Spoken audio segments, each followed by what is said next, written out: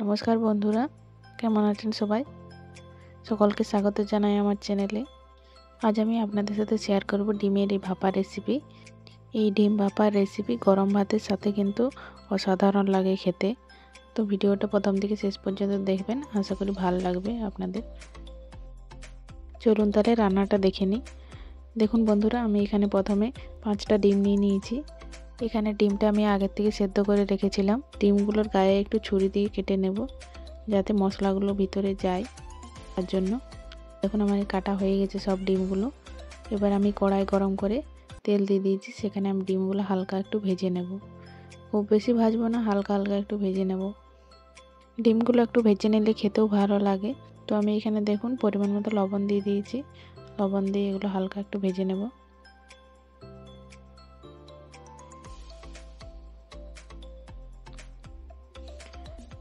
তো দেখুন বন্ধুরা, আমার এখানে মোটামুটি ভাজা হয়ে গেছে। এর থেকে বেশি আমি ভাজবো না, হালকা একটু ভেজে নিয়েছি। দেখুন এবার ডিমগুলো আমি একটা পাত্রে তুলে নেব।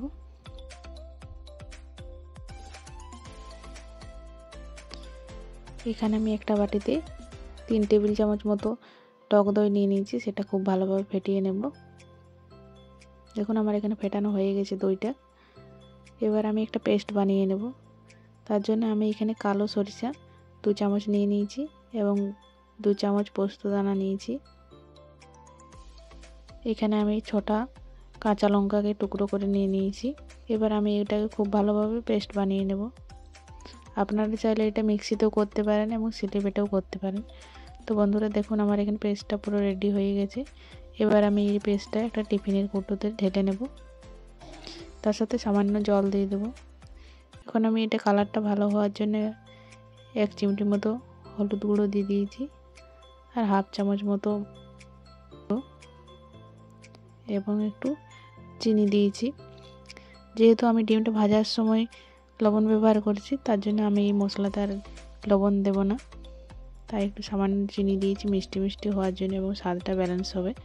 তারপর আমি যে টক দইটা ফেটিয়ে রেখেছিলাম সেটাও দিয়ে দেবো। দিয়ে খুব ভালোভাবে মিশিয়ে নেব। তো দেখুন বন্ধুরা, আমার এখানে এটা মেশানো হয়ে গেছে। এবার আমি ভেজে রাখা ডিমগুলো দিয়ে দেবো।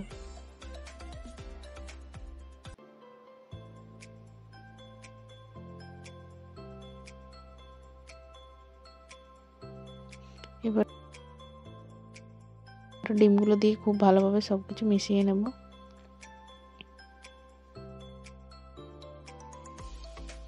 তো বন্ধুরা, এখানে আমার সব মেশানো হয়ে গেছে। এবার আমি উপর থেকে 2 চামচ মতো সরিষার তেল দিয়ে দেবো।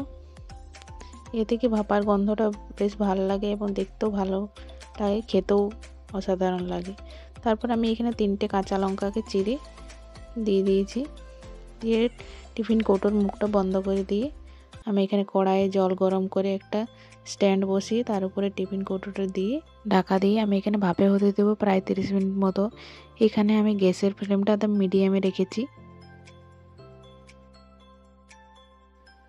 তো বন্ধুরা দেখুন আমার এখানে প্রায় 30 মিনিট মতন হয়ে গেছে, জলটা অনেকটা কমে গেছে। এবার আমি টিফিন কৌটোটা নামিয়ে নেব। এখানে এই কাজটা খুব সাবধানে করতে হবে, কারণ টিফিন কৌটোটা খুব গরম থাকে। এবার আমি টিফিন কৌটোটা নামিয়ে ঠান্ডা করে নিয়েছি। দেখুন এখানে আমাদের ডিম ভাপা পুরোপুরি রেডি হয়ে গেছে। দেখুন বন্ধুরা, কালারটাও খুব সুন্দর এসেছে। এটা কিন্তু গরম ভাতের সাথে খেতে কিন্তু অসাধারণ লাগে।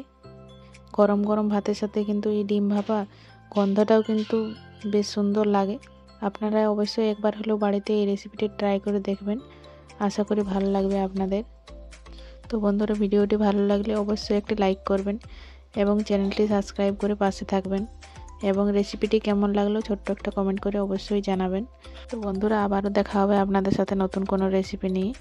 ততক্ষণ ভালো থাকবেন, সুস্থ থাকবেন। ভিডিওটি দেখার জন্য ধন্যবাদ।